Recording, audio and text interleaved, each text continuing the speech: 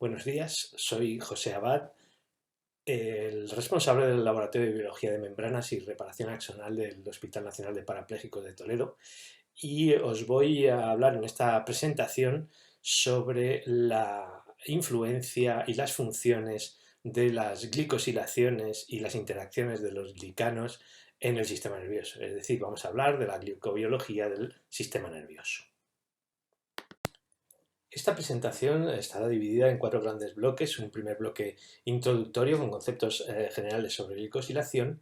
Un segundo bloque donde se hablará de los tipos de glicosilación y qué glicoconjugados se producen con estas glicosilaciones, además de ver algunas de las funciones que puedan tener estos glicoconjugados en el sistema nervioso. Un tercer bloque hablará de las funciones de la glicosilación en el sistema nervioso. Un cuarto bloque hablará de la glicosilación en relación con las patologías neurológicas, y al final, después de la presentación, encontraréis una serie de diapositivas con una lista por orden alfabético de la bibliografía que se ha manejado durante la presentación, aparte de una serie de diapositivas de material suplementario. Este material suplementario tiene la intención de serviros de referencia por si queréis ampliar o tener acceso a una más pormenorizada bibliografía sobre temas en particular. De hecho, en alguna de las diapositivas encontraréis un cartelito abajo en el ángulo inferior izquierdo en gris que dice MS y unos números. Se refiere a material suplementario y los números corresponden a la diapositiva de material suplementario de que se trate. Por último, en la presentación, en cada diapositiva, en la parte de comentarios, podréis encontrar una explicación de la diapositiva de qué se trate, aparte de una lista de la bibliografía que se menciona en esa diapositiva en particular. Como todos sabéis, la función biológica más conocida de los hidratos de carbono o de los carbohidratos es la de constituir una fuente de energía celular. Pero, sin embargo, aunque es mucho menos conocido, los carbohidratos son los compuestos orgánicos más abundantes, estructuralmente más complejos y funcionalmente más diversos de la naturaleza. Los carbohidratos se pueden presentar en varias formas básicas, que son los monosacáridos, que son las unidades de las que luego por unión glicosídica se forman los oligosacáridos, que estos oligosacáridos suelen ser conjuntos de un número limitado de estos monosacáridos, desde disacáridos hasta oligosacáridos de 10, 11, 15 unidades, y que suelen ser los componentes de las glicoproteínas y de los glicolípidos. Finalmente están los polisacáridos, que son oligosacáridos de una estructura mucho más grande, con muchas más repeticiones de monosacáridos, y que forman parte de estructuras de todos conocidas como el almidón, la celulosa, los glicosaminoglicanos, la quitina de los artrópodos, etc.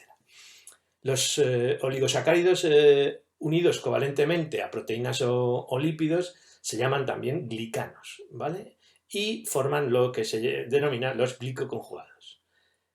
Estos glicoconjugados están involucrados en prácticamente todas las funciones relacionadas con la diferenciación celular, el desarrollo y demás aspectos de la biología en general. Y se encuentran en todas las células y en todos los tejidos, incluidos los del sistema nervioso. Y de estos precisamente es de los que nos vamos a ocupar a lo largo de toda esta presentación. Antes de empezar a hablar de los oligosacáridos, los glicanos, o sus funciones en el sistema nervioso, hay varios conceptos generales que merece la pena mencionar, como por ejemplo que los oligosacáridos son los polímeros naturales con mayor capacidad para almacenar información biológica. Y esto ocurre porque la unión entre cada dos monosacáridos se puede llevar a cabo en distintas posiciones, y además el carbono anomérico al que se unen puede también estar en conformaciones alfa o beta. Esto hace que de cada dos unidades fundamentales las uniones posibles entre ellos sean muy variadas. Esto, por ejemplo, no ocurre ni en los ácidos nucleicos ni en las proteínas. Por ejemplo, los aminoácidos solo se pueden unir de una manera de una sola manera. No pueden ramificarse. En el caso de los glicoconjugados sí, y las proteínas forman cadenas lineales y tienen mucha menos capacidad de variación teniendo en cuenta el mismo número de monómeros encadenados. En segundo lugar, hay que mencionar que las actividades enzimáticas que sintetizan o catabolizan los oligosacáridos en general lo hacen de forma secuencial, es decir, uno a uno. Las enzimas que sintetizan glicanos o oligosacáridos en general se denominan glicosiltransferasas, y las que los catabolizan se llaman glicosilhidrolasas. Un tercer concepto general muy importante es el tener en cuenta que las proteínas de unión a carbohidratos o lectinas son las que codifican la información biológica almacenada en los oligosacáridos. Pero no solamente la leen, sino que son capaces de traducirla en funciones biológicas. En esta sección 2 vamos a hablar de los tipos de glicosilación que existen, qué glicoconjugados se forman con estos distintos tipos de glicosilación y cuáles son algunas de sus funciones en el sistema nervioso. En primer lugar tenemos la N-glicosilación de las proteínas. En el punto 1 de la figura podéis ver que, como en primer lugar, se produce el ensamblaje inicial del N-glicano en la parte citoplasmática del retículo endoplasmático sobre el lípido dolicol bifosfato, que está inserto en la membrana.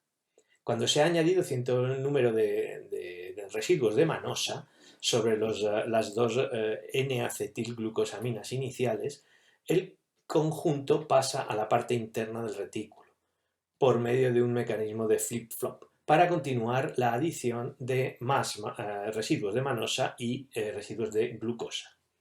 En el punto 2, a continuación, este glicano que se ha formado sobre el dolicol fosfato se transfiere completo en una transferencia que se llama en-block a una asparagina de la proteína que se está formando. Y se traslada al aparato de Golgi, donde se produce el podado de las manosas sobrantes en un proceso que se denomina en inglés trimming, hasta la estructura más simple que aparece en C. En el punto 3 se puede ver cómo a partir de esa estructura se produce la extensión secuencial de las ramas glicosiladas hasta su terminación en el punto 4 por bloqueo o capping con ácidos siálicos, con residuos de fucosa o con diversos antígenos complejos, como pueden ser los antígenos de los grupos sanguíneos, Luis X, etcétera, etcétera. Un segundo tipo de glicosilación de proteínas es la denominada O-glicosilación. En este tipo de glicosilación se produce principalmente en el aparato de Golgi por adición secuencial de monosacáridos directamente a residuos de serina, trionina o tirosina, con la ayuda de glicosiltransferasas específicas. La diferencia con la N-glicosilación es que estas glicosiltransferasas no necesitan transferir en principio los monosacáridos a lípidos del tipo de dolicol bifosfato, como ocurría en la N-glicosilación.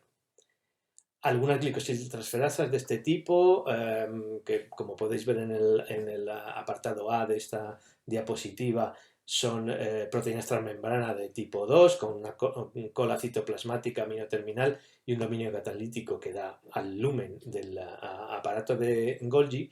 Como digo, algunas de estas glicosiltransferasas intervienen solamente en O-glicosilación, pero hay otras que pueden intervenir en N-glicosilación o incluso en la síntesis de glicolípidos, con diferentes eficiencias y especificidades, que pueden estar determinadas incluso por la formación de complejos multienzimáticos en el propio aparato de Golgi.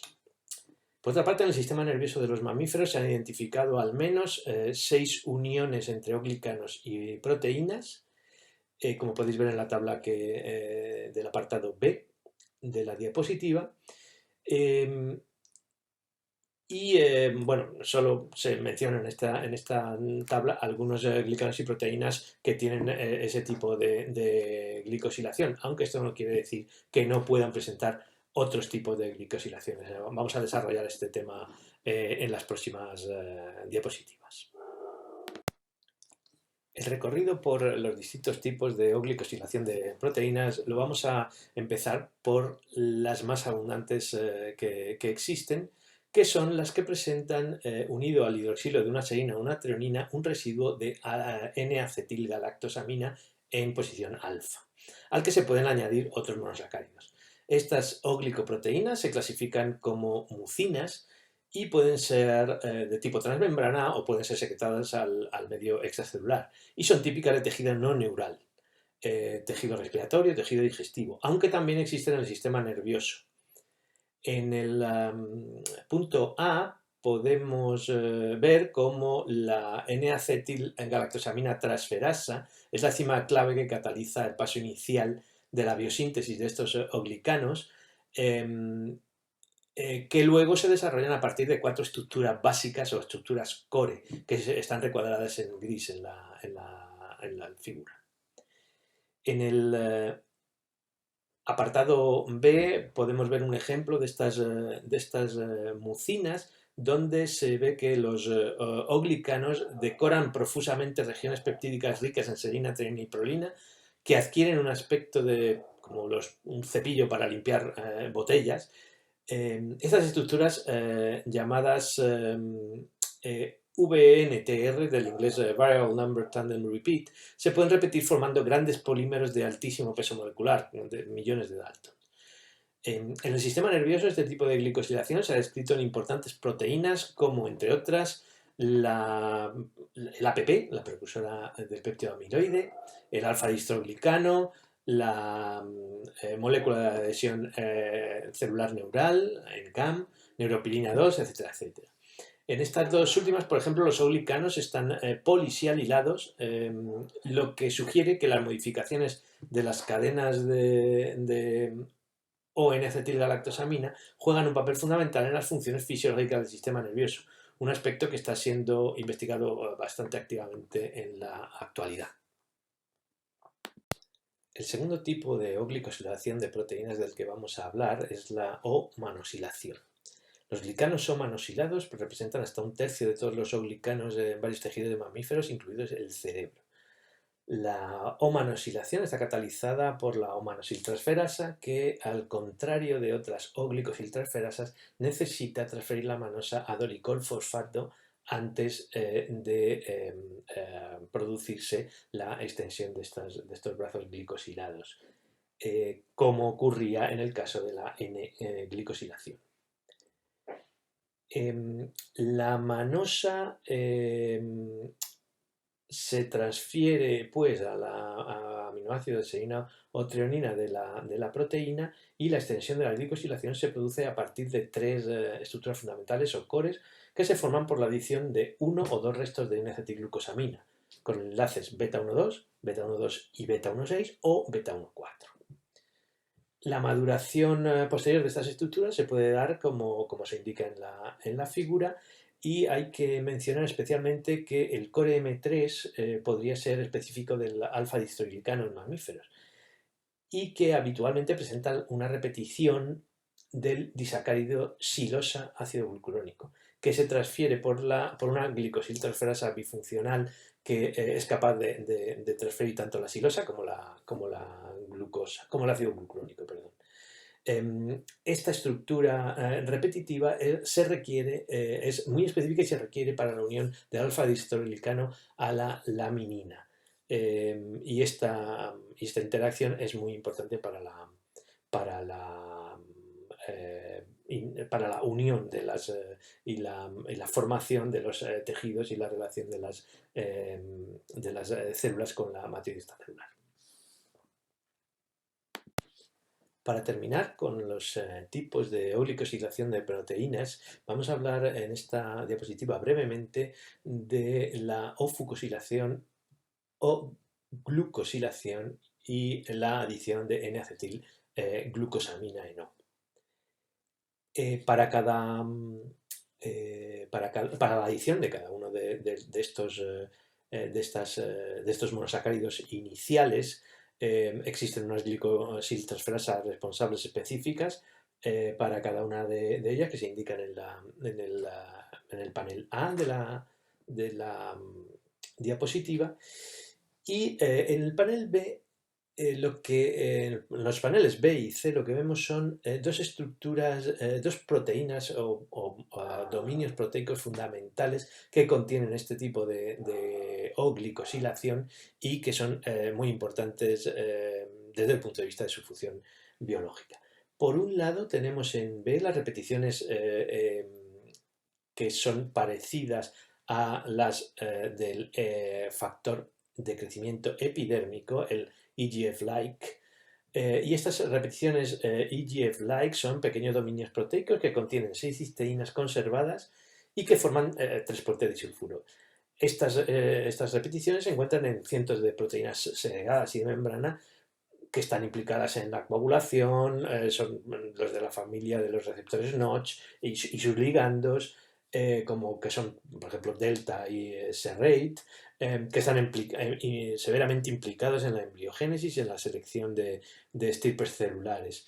Estas proteínas, dependiendo de su secuencia, pueden presentar glicosilaciones de los 3 tipos que se indican en A. Podéis ver en la representación, podéis ver en amarillo los residuos de cisteína, entre los que se forman los puentes disulfuro unidos por líneas, y que son, la formación de estos puentes disulfuro es necesaria para la posterior glicosilación de la repetición EGF. Los sitios de glicosilación para las modificaciones o glucosa están en azul, o fucosa en rojo y o N-acetilglucosamina en azul oscuro. En C tenemos otra estructura fundamental que son las repeticiones de trombospondina tipo 1 o TSRs. Cuentan como las EGF-like con 6 cisteínas conservadas que forman 3 puentes de disulfuro también y contienen secuencia en consenso para O-fucosilación, incluso para O-fucosilación en triptófano, que se denotan en color rojo. Las TSR se encuentran en ciertas proteínas de membrana y proteínas secretadas y ejercen su función fundamentalmente en las interacciones proteína-proteína.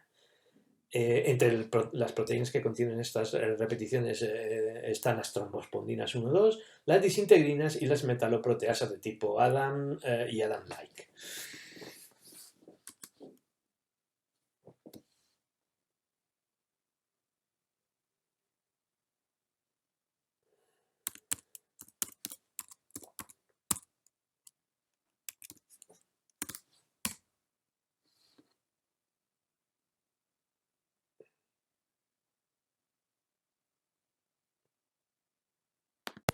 Entrando ya en la categoría de los oligosacáridos, es decir, de las estructuras glicosiladas de alto peso molecular, debemos mencionar dos entidades moleculares muy importantes por su función biológica, como son los proteoglicanos y los glicosaminoglicanos. En la parte izquierda de la diapositiva podéis ver la estructura de algunos proteoglicanos que consisten en una proteína a la que se unen covalentemente las cadenas de los glicosaminoglicanos.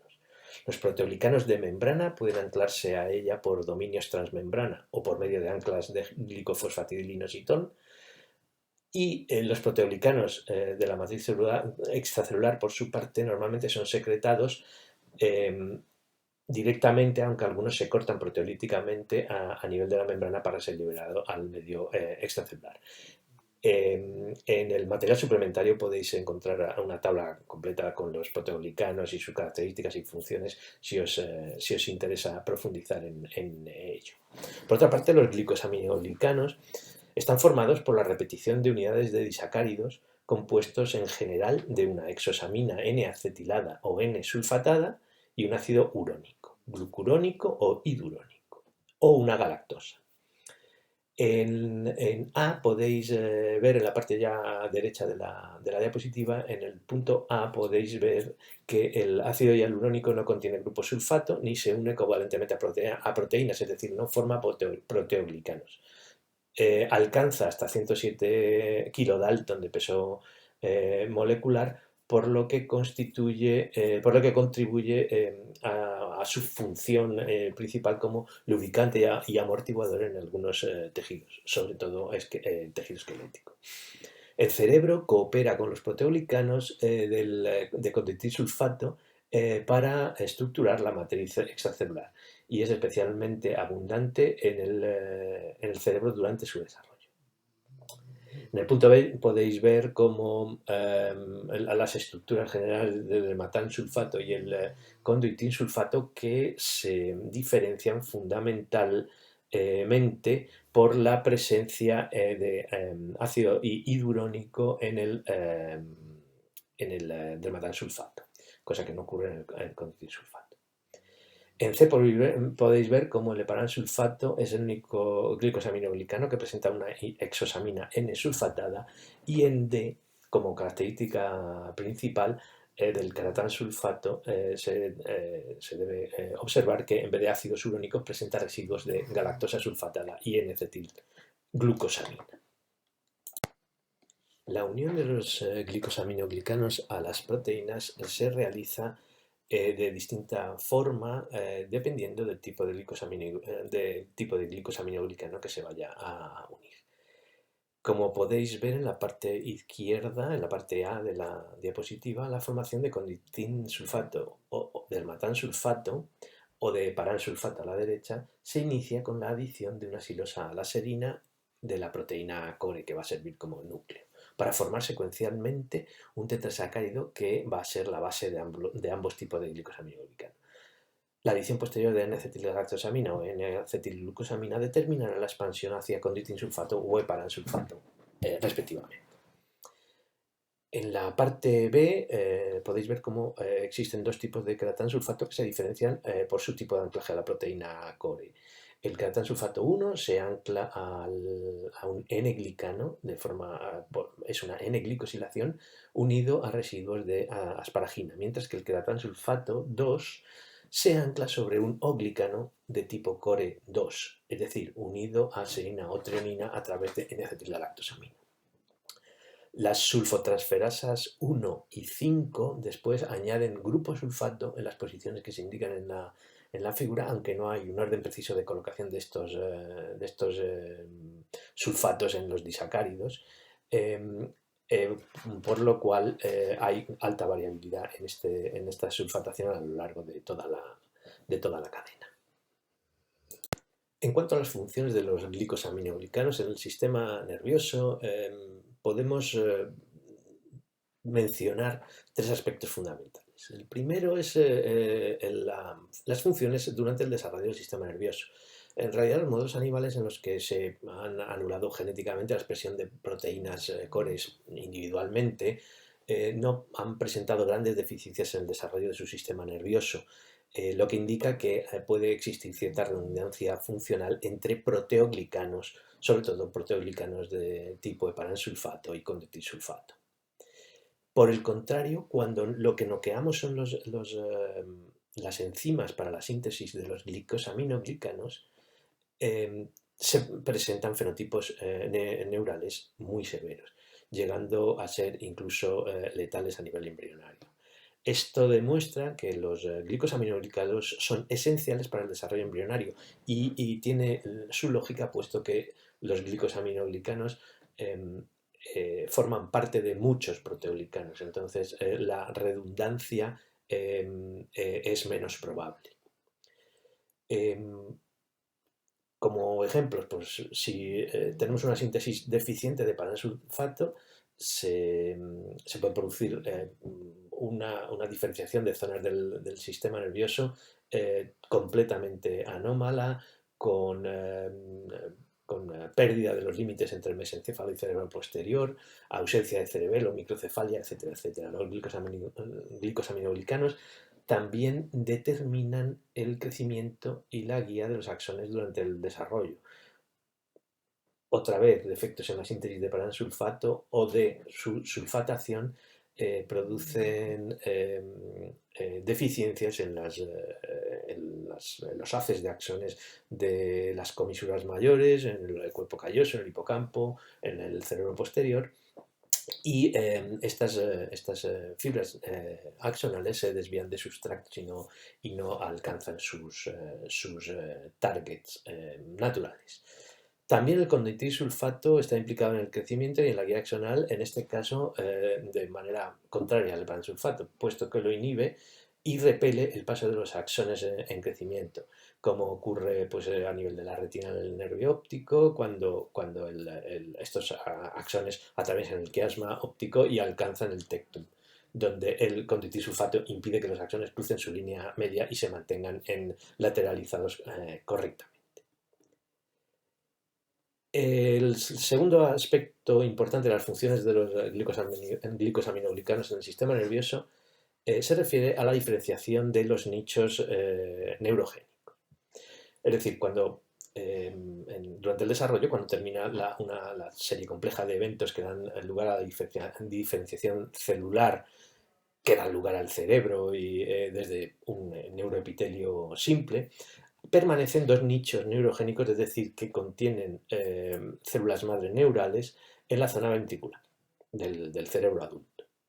Durante el desarrollo, como digo, tienen lugar cambios en la composición de proteoglicanos y glicosaminoglicanos asociados a estas áreas y regulan la supervivencia de las células madre neurales, su proliferación y su diferenciación.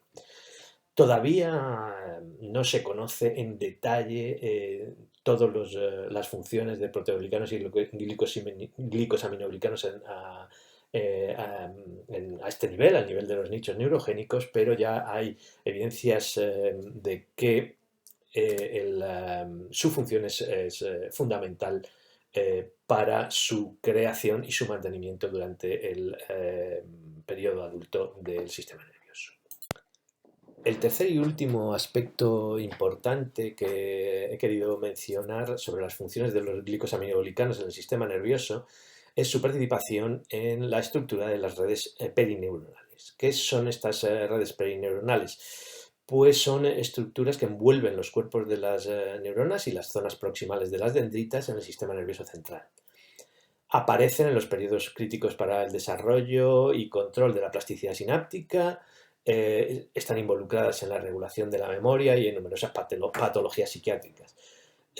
Una estructura similar a esta, lo que se denomina la matriz extracelular perinodal, también rodea a los nodos de Ranvier y aparece al completarse la mielinización. Esto actúa como barrera de la difusión iónica, regula la velocidad de la conducción eléctrica axonal y tiene otra serie de funciones que permiten la correcta difusión y conducción del impulso nervioso.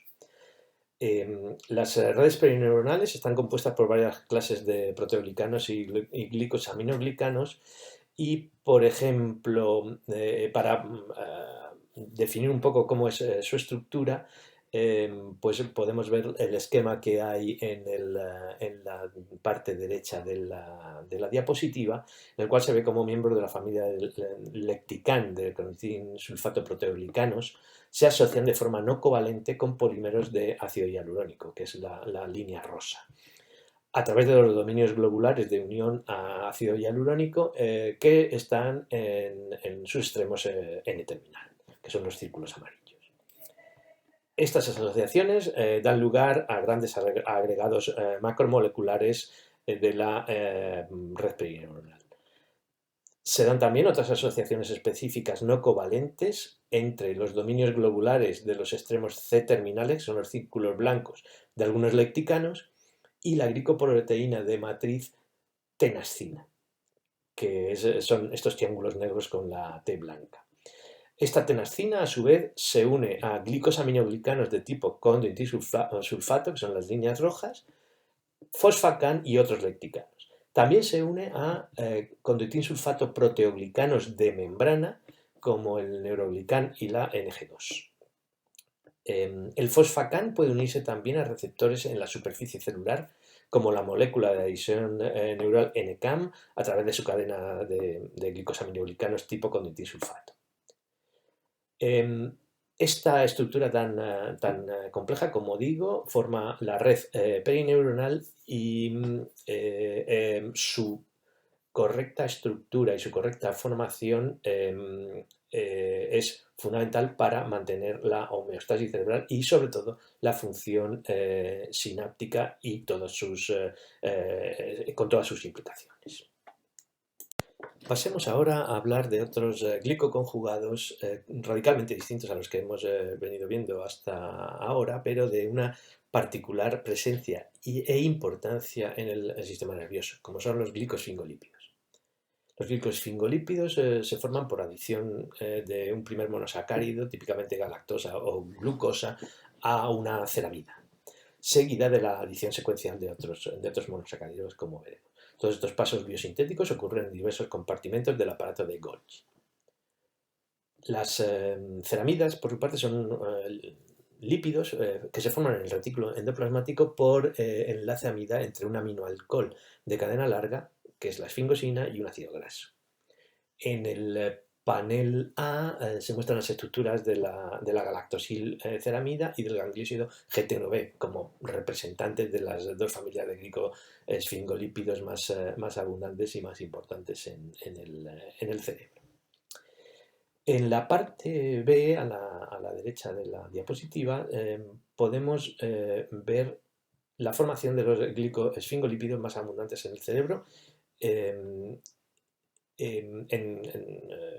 este panel podemos ver que la ceramida es el aceptor de enzimas beta-galactosiltransferasa o beta-glucosiltransferasa, que ambos son los primeros pasos hacia las dos vías de síntesis para los glicosfingolípidos mayoritarios en oligodendrocitos, como veis en el cuadro sombreado en rosa, y en neuronas, que es el cuadro sombreado en azul, respectivamente.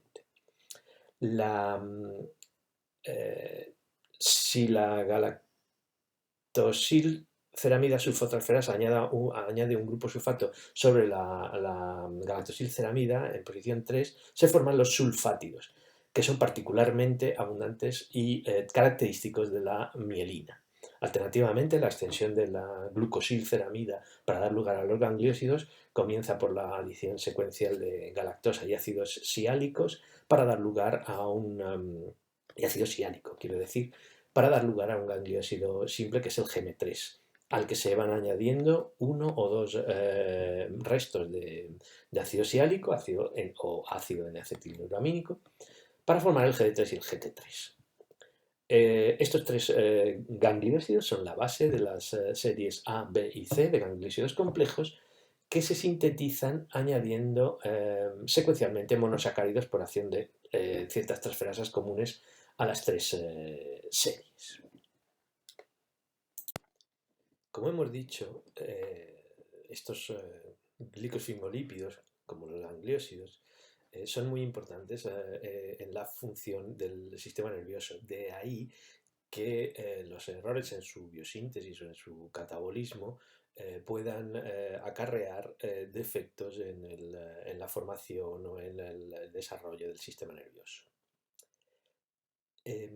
Como digo, los gangliósidos son particularmente abundantes y complejos en el cerebro de los mamíferos, y los 4 gangliósidos complejos que hemos indicado en azul, GM1, GD1A, GD1B y GT1B, suponen alrededor del 90% de los gangliósidos del cerebro y forman parte determinante de todas sus membranas, de todas sus células nerviosas, pero en particular de las neuronas.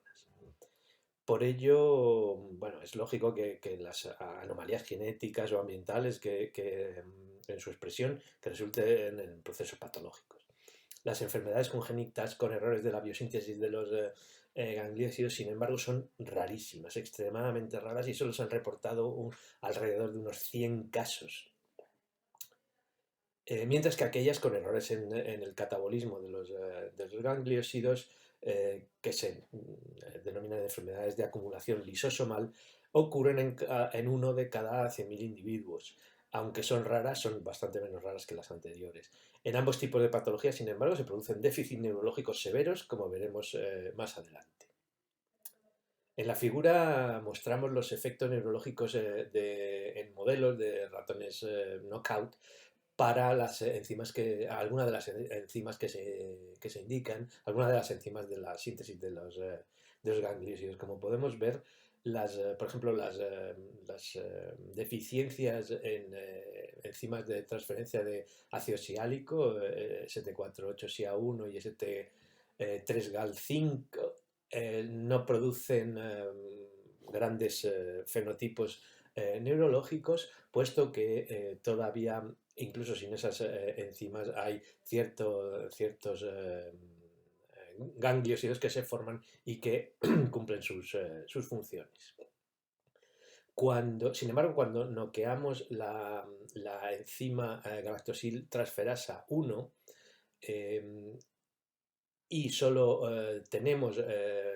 podemos sintetizar gangliósidos simples como GM3, GD3 y GT3, ya la degeneración axonal es un poquito más generalizada, hay una cierta desmielinización, algunos déficits motores y estas deficiencias tienen un desarrollo progresivo en los animales. Por el contrario, cuando noqueamos simultáneamente esta última enzima y alguna de las enzimas de transferencia de ácido siálico, los fenotipos se agravan muchísimo. Los dobles mutantes presentan degeneración axonal generalizada, degeneración de la sustancia blanca, ataxia y en general sufren muerte temprana. Los desórdenes congénitos humanos que se conocen en la biosíntesis de los gangliósidos se han asociado con los homólogos humanos de estos dos últimos genes, que son la B4-GAL-NT1 y la ST3-GAL5. Si os interesan más detalles, podéis consultar una revisión muy reciente por el grupo de Lee y Schnarr, y también son importantes las referencias que aparecen en este artículo. Para finalizar esta sección, vamos a hablar un poco de las proteínas de unión a carbohidratos, también llamadas lectinas. Estas lectinas, cuyo nombre viene del latín leggere, que quiere decir seleccionar, son las moléculas que decodifican la información contenida en los carbohidratos. Se trata de proteínas de origen no inmune con capacidad de unión específica y reversible a monosacáridos u oligosacáridos. Pueden unir cada una de ellas uno o más carbohidratos a la vez. Su estructura contiene al menos un dominio de reconocimiento y unión específica a carbohidratos, o CRD, y las interacciones proteína-carbohidrato por medio del CRD, aunque relativamente débiles, suelen ser de tipo puente de hidrógeno o fuerza de Van der Waals, son extremadamente específicas y selectivas. Las lectinas median en fenómenos de reconocimiento tanto a nivel molecular como celular, y, por ejemplo, un ejemplo bien conocido es su capacidad de aglutinación celular uniendo carbohidratos de la superficie de distintas células, capacidad que se utiliza para la identificación, por ejemplo, de los grupos sanguíneos humanos por sus epítopos glicosilados. También se utilizan como marcadores tumorales debido a su capacidad para regular la adhesión y la apoptosis en células cancerígenas. Hay varias subfamilias de lectinas, como vamos a ver, que dependen esta clasificación depende de su estructura y del tipo de polisacárido que reconocen. En primer lugar tenemos el tipo C, podemos ver las estructuras esquematizadas en la diapositiva, en la figura de la derecha en la parte inferior. Como digo, las lectinas de tipo C presentan un dominio de CRD muy conservado a lo largo de la evolución y su unión a carbohidrato depende de iones calcio. puede formar multímeros no covalentes con varias unidades de dominio de unión al carbohidrato. Estas disposiciones específicas son importantes para el reconocimiento tridimensional de determinados tipos de ligandos que se presentan como acúmulos de cadenas de carbohidrato. Unen diferentes tipos de azúcares como manosa, galactosa, fucosa o heparín tetrasacáridos, y según el ligando que unan y la estructura que adquieran, podremos encontrar diferentes miembros dentro de esta familia. Por ejemplo, las selectinas LP y E, que reconocen leucocitos, plaquetas y células endoteliales respectivamente. El segundo tipo, que es el tipo I, tiene una estructura con un único CRD en dos láminas plegadas de tipo beta y un interior con carácter hidrofóbico.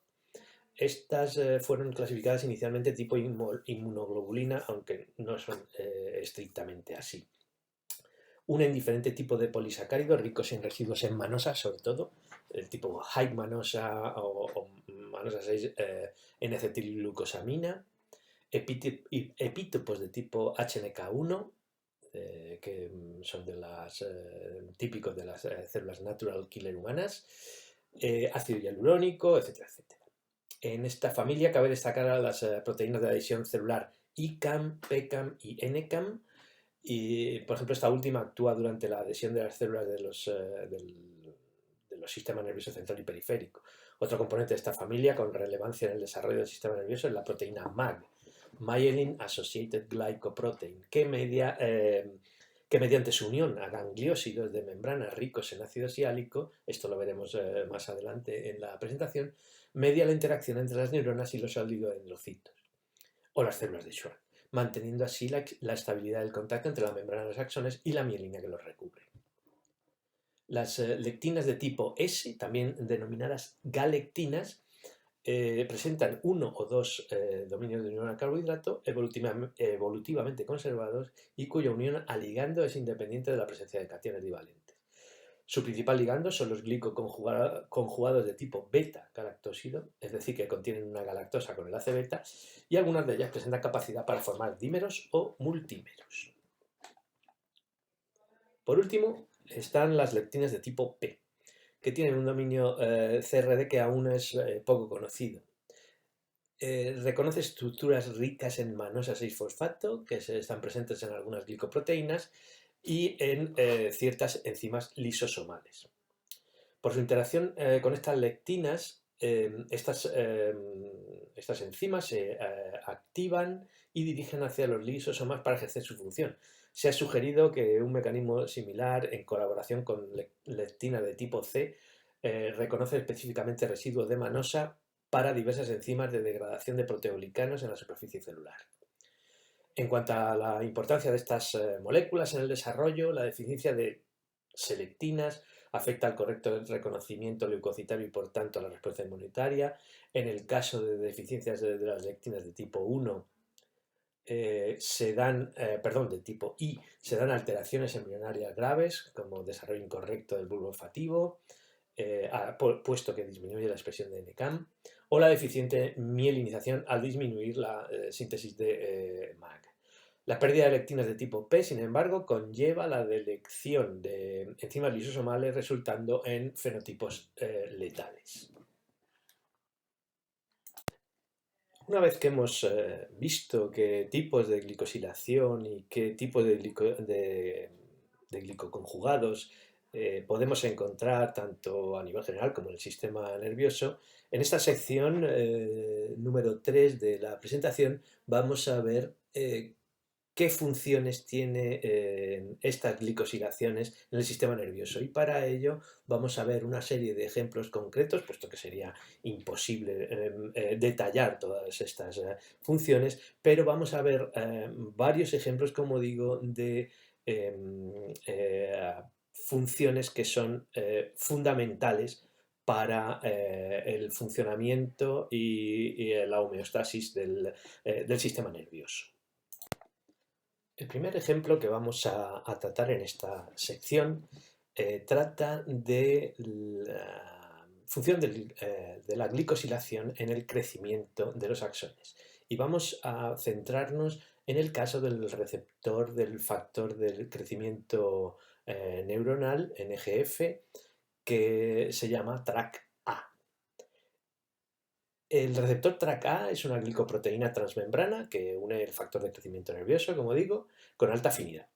La unión al ligando produce su activación por transfosforilación del dominio intracelular e induce cascadas de señalización que estimulan la supervivencia y el crecimiento axonal. TRAC-A presenta 13 sitios de N-glicosilación putativos y su estado de glicosilación determina el éxito primero en su tráfico hacia la membrana axonal y luego en su función. En esta primera diapositiva vemos cómo funciona el tráfico del receptor de NGF-TRAC-A hacia la membrana del axón. En el punto A podemos ver que sus formas inmaduras manosiladas pasan del retículo endoplasmático al trans-Golgi, donde las manosas se glicosinan secuencialmente, como hemos visto anteriormente, hasta formar complejos ya sialilados de triple antena, que son las formas maduras del TRAC-A glicosilado. También en el trans-Golgi se produce la maduración de una proteína adaptadora fundamental para este tráfico que se llama sortilin. Esta proteína adaptadora madura por proteólisis de un propéptido, por la proteólisis del propéptido del precursor de la prosortilin. Una vez madura, la sortilin interacciona con los glicanos del TRAC-A maduro en microentornos de membrana ricos en colesterol y glicosfingolípidos, que se llaman RAFTs, y facilita su transporte hacia la membrana axonal dentro de vesículas, incluidos en vesículas de transporte que contienen un motor molecular que se llama quinesina. Este motor molecular favorece el transporte axonal anterógrado. En el punto B vemos que como hay otra posibilidad de que el TRAC inmaduro salga del retículo y se traslade a lo que se llaman las estaciones dendríticas del aparato de Golgi. Allí se puede producir la maduración, como veíamos antes, hacia sus formas sialiladas maduras y entonces a nivel de la membrana plasmática se produce su inserción que después por procesos de endo y exocitosis puede incorporarse a endosomas de reciclaje que contienen la molécula RAB1 y hace que estos endosomas de reciclaje viajen hacia el axón por la vía, lo que se llama la vía transcitótica. Con estos dos mecanismos, fundamentalmente con el primero, el segundo está todavía en vías de estudio y confirmación, el TRAC-A maduro y funcional alcanza la membrana de los axones, donde tiene que ejercer su función, como veremos en la siguiente diapositiva. En la parte distal del axón, incluido en el cono de crecimiento, el factor de crecimiento neuronal, el NGF, se une a la forma madura glicosilada del TRAC-A, que se localiza en los RAF de membrana que contienen gangliósido del tipo GM1. Esta unión induce la transfosforilación de su dominio intracelular, lo que activa la cascada de señalización RAS-RAF-MAP quinasa a nivel de la cara interna de la membrana y de los endosomas de señalización. Estos viajan al cuerpo celular para estimular por un lado la supervivencia de la neurona y por otro el crecimiento axonal. Esto lo podéis ver esquematizado en la parte A del panel de la figura. En la parte B vemos otra forma de activación del receptor TRAC-A que es independiente de la unión del ligando, pero que es dependiente de la glicosilación en general. Este crecimiento axonal depende de GM1 y de la sialidasa Neu3. La sialidasa Neu3 está asociada a la membrana y es específica para la hidrólisis del ácido siálico de los gangliósidos. Es decir, un aumento en su actividad local a nivel de la membrana, ya sea por reclutamiento a los RAF ricos en gangliósidos que son su sustrato, o por incremento de su expresión a nivel genético, convierte los gangliósidos GD1A GT1B en GM1, hidrolizando los restos de ácido siálico externos. El aumento local de GM1 que interacciona con TRAC-A induce la activación del receptor en ausencia del ligando, puesto que hace que los monómeros del receptor TRAC-A dimericen. Esta acción desactiva la cascada de señalización de las GTPasas pequeñas de tipo ROA. Esto produce el desensamblaje local del citoesqueleto de actina que permite el crecimiento local a ese nivel de los microtúbulos y como consecuencia estimula el crecimiento del axón a ese nivel. Un segundo aspecto importante en cuanto a la función de la glicosilación en el sistema nervioso es el papel que juegan los glicanos y las galectinas en la guía axonal. Para ilustrar este aspecto, vamos a ver el ejemplo del sistema olfatorio, en el que se conjugan tanto el efecto sobre la guía axonal como sobre la migración de los precursores neuronales. Como podéis ver en la parte A del panel, las neuronas sensoriales olfativas proyectan sus axones a través de la placa cribiforme hasta el bulbo olfativo, donde sinaptan con las dendritas de las células mitrales formando los glomérulos. Las células mitrales y las células en penacho también transmiten esta información olfativa proyectando sus axones a lo largo del tracto olfativo a las diferentes zonas diana del cerebro. La galectina 1 es expresada y secretada en el bulbo olfatorio principalmente por las células gliales durante un periodo discreto del desarrollo del sistema olfatorio. Y por otra parte, la N-acetil-lactosamina, que es un ligando de la galectina 1, se expresa en axones primarios sensoriales que terminan en los glomérulos olfativos. En este sistema, la galectina 1 sirve como guía axonal, ya que como se puede ver en ratones knockout para esta galectina, las neuronas primarias sensoriales no son capaces de formar fascículos y no pueden llegar a inervar los glomérulos del bulbo olfativo. Por su parte, la galectina 3 está involucrada en el correcto direccionamiento o targeting de los neuroblastos que migran para reemplazar a las interneuronas glomerulares y periglomerulares en el bulbo olfativo. Estos precursores neuronales se generan en la zona subventricular, de la que ya habíamos hablado anteriormente, y migran a lo largo de una ruta conocida como la corriente migratoria rostral o Rostral Migratory Stream, hasta llegar al bulbo olfativo. A lo largo de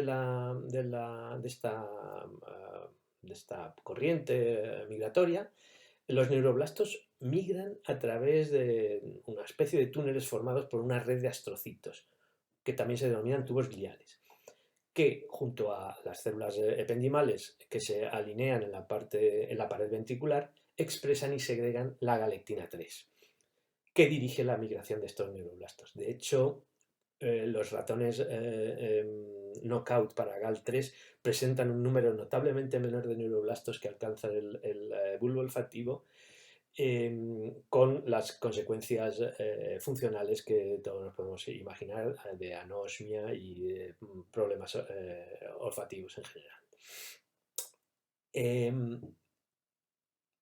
Aunque otras galectinas como la GAL4, la GAL7 o la 8 y sus ligandos, la minina, ENCAM, etc., se expresan en el sistema olfatorio, su posible función en el crecimiento y guía axonales, aunque se supone todavía no está plenamente establecida. La tercera función fundamental para el sistema nervioso que vamos a comentar en relación con la glicosilación es la función sináptica.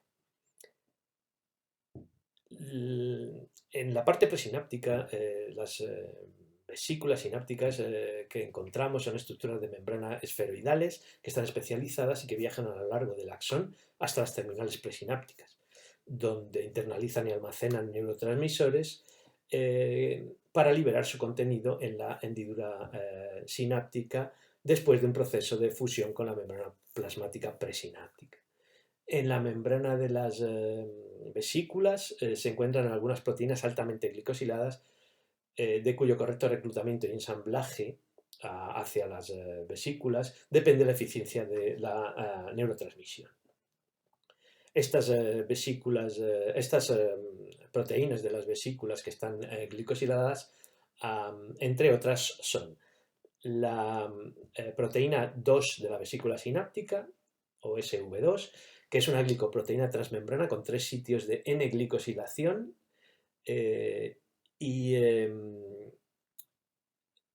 las cuales se han mutado experimentalmente y se ha comprobado que la forma no glicosilada, que tiene mutaciones en los 3 sitios, no es seleccionada para el tráfico axonal y se acumula en el soma, es decir, no aparece en las vesículas sinápticas. Y sin embargo, aquellas formas mutadas en dos de las posiciones, 498 o 548, o en ambas, no presentan ningún problema, es decir, se comportan como la nativa. Esto quiere decir que la posición restante, la 573, que se comporta como el triple mutante, es la posición que parece suficiente para su correcto direccionamiento y su función en la presinapsis. Una segunda proteína glicosilada es la sinaptofisina o SIP, que cuenta con varios sitios putativos tanto de N como de O-glicosilación. Aunque este tema está un poco discutido, los estudios más recientes en neuronas muestran claramente que la N-glicosilación madura de la sinaptofisina es necesaria para su reclutamiento sináptico, mientras que las formas inmaduras o no glicosiladas permanecen retenidas en el soma y no son funcionales. El tercer ejemplo de glicoproteína de la vesícula sináptica es la sinaptotacmina 1 o SIT1, que muestra modificaciones por N-glicosilación y por O-glicosilación. Aunque ambas glicosilaciones son importantes para su localización en vesículas que son similares a las sinápticas en células neuroendocrinas como las PC12, y en contraste con la sinaptofisina, la glicosilación no parece jugar un papel relevante en el reclutamiento a vesículas sinápticas en neuronas reales. Así, las formas no glicosiladas de la sinaptotacmin 1 también se localizan y funcionan en las vesículas sinápticas como lo hace en la forma nativa glicosilada. Como vemos por estos ejemplos, la importancia de la glicosilación en las distintas glicoproteínas de las vesículas es diferente, pero lo que sí está claro es que algunas de ellas, de las más importantes, sí dependen de su correcta glicosilación para su reclutamiento en las vesículas sinápticas y, por lo tanto, para la correcta función de la vesícula sináptica y de la neurotransmisión en general. El cuarto y último aspecto fundamental para el funcionamiento del sistema nervioso que vamos a comentar en relación con la glicosilación es la estructura y la función de la mielina. La mielina que envuelve los axones, como sabéis, presenta una estructura discontinua compuesta por segmentos mielinizados o internodos y pequeñas zonas no mielinizadas o nodos de Ranvier. Estas dos zonas están separadas por una interfase que limita la mielina, que se puede subdividir en paranodos y yuxtaparanodos. Esta organización depende del estado de glicosilación de moléculas de membrana, tanto glicoproteínas como glicolípidos en las neuronas y oligodendrocitos, en el caso del sistema nervioso central, o neuronas y células de Schwann en el sistema nervioso periférico, como se describen los ejemplos ilustrados en la figura. La parte B vemos cómo la asociación en cis de ciertas formas inmaduras de la contactin 1 y la Casper1 en el retículo de las neuronas permite que estas dos moléculas salgan del retículo y se transporten a los paranodos axonales gracias a un mecanismo que se basa en los RAS de membrana.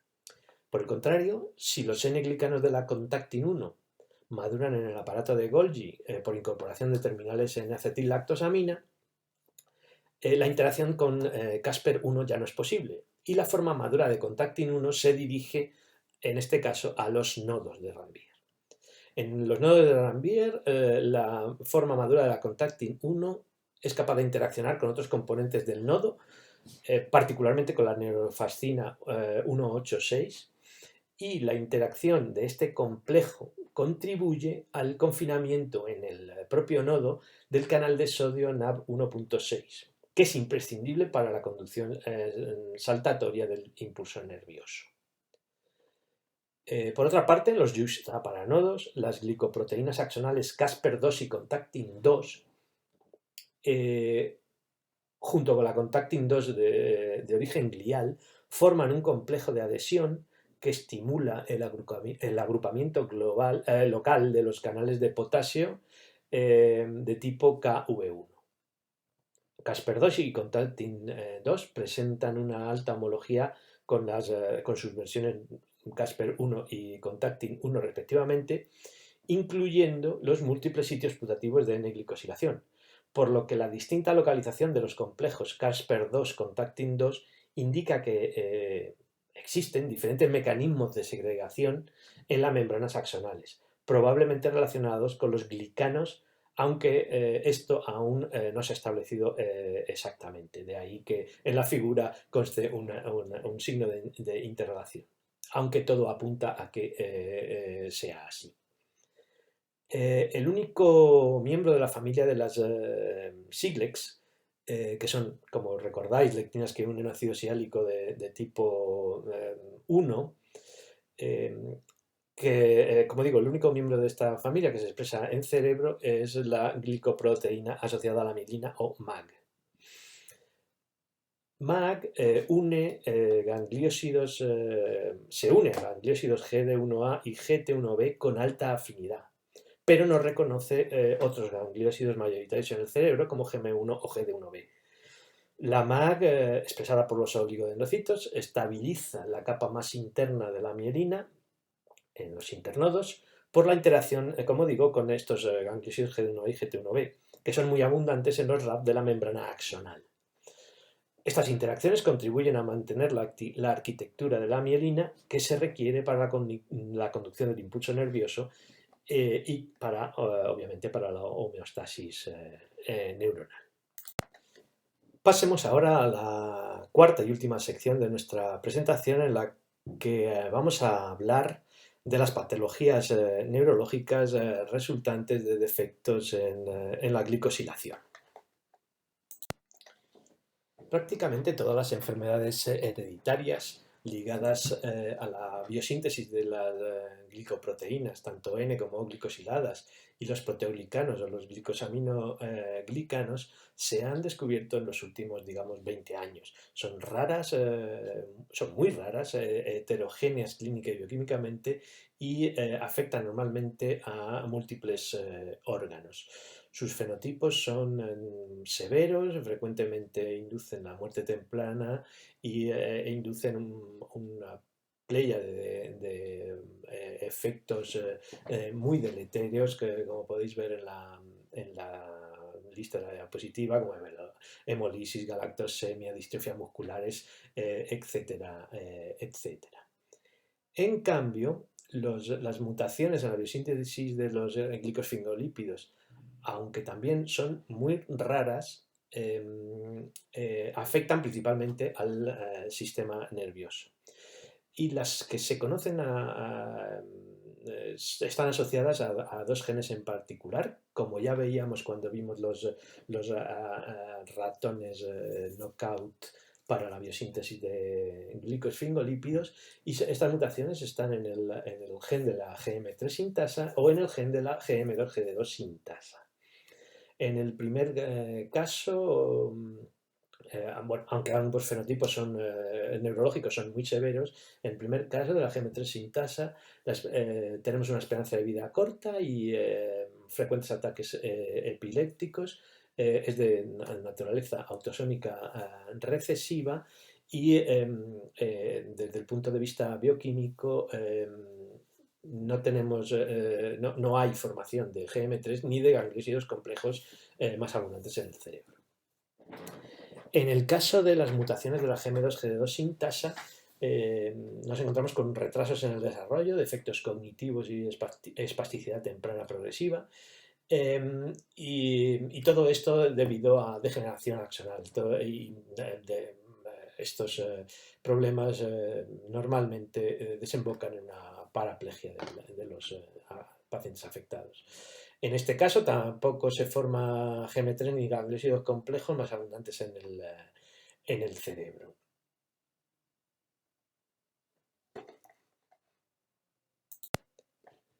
En cuanto a las enfermedades más frecuentes ligadas a defectos en la degradación de los glicanos, hay que decir que bueno, la mayoría de los glicanos se degradan en los lisosomas.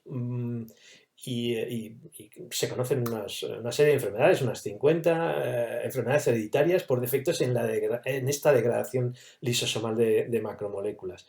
Hay unas 50 o 60 hidrolasas lisosomales que son solubles y están N-glicosiladas, y aunque hay tantas, la pérdida de una única de estas hidrolasas puede inducir la acumulación de sus sustratos, con consecuencias clínicas variables dependiendo del tipo de célula tejido, del propio sustrato que se acumule, de la posibilidad de presencia de alelos compensadores, etc. En general, podemos decir que en cuanto al célula tejido donde se encuentran estas anomalías, podemos decir que, por ejemplo, en el caso de los glicosaminoglicanos que predominan en el tejido conectivo y en el cartílago, las enfermedades derivadas de este tipo, que se llaman mucopolisacaridosis, inducen síntomas pues en piel, en las articulaciones, en hueso, en general. Sin embargo, los gangliosidos, al ser mucho más abundantes en neuronas y en sistema nervioso en general, sus problemas en la degradación producen las enfermedades que se llaman gangliosidosis, que afectan principalmente al sistema nervioso, como vamos a ver a continuación. Vamos a ver a continuación un par de ejemplos de estas gangliosidosis en el que vamos a ilustrar las dos más importantes, que son la GM1 gangliosidosis y la GM2 gangliosidosis. En el primer caso, que es la que estamos viendo en esta diapositiva, se ve que la GM1 gangliosidosis está causada por mutaciones en la beta-galactosidasa ácida, que convierte el GM1 en GM2 y el GA1 en GA2.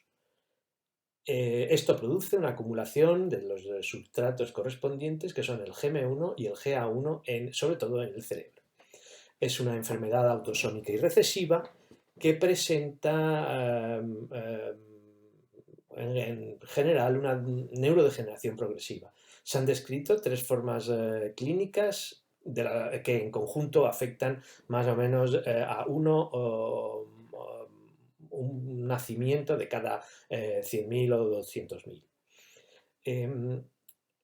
Entre estas tres formas clínicas son las siguientes: el tipo 1, que produce un fenotipo severo infantil con síntomas que comienzan inmediatamente después del nacimiento. Los pacientes muestran un deterioro neurológico progresivo, visceromegalia y anormalidades esqueléticas. La muerte sobreviene a los pocos años. La GM1 gangliosidosis de tipo 2 se manifiesta más tardíamente en el periodo infantil-juvenil, con signos neurológicos de progresión lenta, cambios esqueléticos menos severos y fenotipo general heterogéneo. La tipo 3 es la forma crónica adulta y por tanto menos grave. Produce un fenotipo que se caracteriza por un deterioro cognitivo y una ataxia cerebral de progresión lenta en este caso. Obviamente la gravedad de de esta gangliosidosis en general depende del tipo de mutación que se presente en la beta-galactosidasa ácida. Por último, veamos las características y los problemas derivados de la gangliosidosis de tipo Gm2. Esta gangliosidosis, también llamada enfermedad de Tay-Sachs, es una de las deficiencias hereditarias del catabolismo de los glicosfingolípidos mejor estudiadas. Está causada por una deficiencia en el catabolismo del Gm2, el cual se acumula en lisosomas. La enfermedad de Tay-Sachs se evidencia clínicamente a los 5 o 6 meses de edad y los pacientes fallecen antes de los 4 años. Se caracteriza por un progresivo retardo en el desarrollo, por una neurodegeneración motora generalizada, demencia y por una ceguera asociada con la aparición de manchas rojas en la retina. Como se ve en la figura, la enzima responsable del catabolismo del Gm2 es la exosaminidasa A, de la que existen 3 isocimas. La exosaminidasa A, compuesta de subunidades alfa y beta, la B, compuesta de subunidades beta, y una minoritaria, que es la S, que está formada por 2 subunidades alfa. Solo la primera es capaz de hidrolizar el Gm2, como decimos. Pero al estar formada por las subunidades alfa y beta, mutaciones en una u en otra dan lugar a 2 variantes de la enfermedad de Tay-Sachs. La Tay-Sachs o variante B clásica y la variante O por mutación en la subunidad beta, que también se denomina enfermedad de Sandhoff. Ambas presentan fenotipos muy severos debido a la acumulación de Gm2 en el cerebro y existe la particularidad de que, dado que la N-acetilglucosamina unida en posición beta, tanto como los residuos de N-acetilglucosamina de oligosacáridos y glicoproteínas, se puedan hidrolizar por exosaminidasa A y B, esto hace que se puedan encontrar, además de los síntomas neurológicos, se puedan encontrar acumulaciones tisulares y excreción urinaria de oligosacáridos derivados de glicoproteínas cuando ambas subunidades alfa y beta están mutadas. Esto ocurre, por ejemplo, en la enfermedad de Sandhoff. Y en estos pacientes también encontramos acumulación de globotetrosilceramida o GB4, que también contiene N-acetilglucosamina unida en posición beta en el terminal no reductor. Existe aún una tercera variedad de la enfermedad de Tay-Sachs, la variedad AB, que está causada no por mutaciones en la exosaminidasa, sino por mutaciones en el gen de la proteína activadora del GM2, la GM2AP. Esta enfermedad está poco estudiada y aunque los fenotipos son del todo punto parecidos a los de las 2 variedades que hemos comentado anteriormente. Con esto damos por finalizada esta presentación sobre la glicobiología del sistema nervioso. Espero que haya sido clara y espero sobre todo haberos convencido de la importancia del estudio de los carbohidratos y de los glicanos en la biología y en la función del sistema nervioso. Solo recordaros que a continuación hay una serie de diapositivas con bibliografía y también con el material suplementario que se ha mencionado a lo largo de la presentación para vuestra referencia y sobre todo para intentar saciar vuestra curiosidad en algunos de los temas particulares que os hayan podido parecer más relevantes y más interesantes. Daros las gracias por la atención y pediros también un poco de disculpas por algunas deficiencias técnicas en la grabación del sonido. Espero que se entienda de todas maneras bien Y nada, emplazaros a nuestra siguiente presentación, que tiene que ver con la glicobiología del sistema nervioso, pero en su relación con el sistema inmunológico. Un tema muy interesante, poco estudiado y que merece la pena ser presentado en el contexto de este máster. Muchas gracias otra vez y me despido hasta la próxima presentación.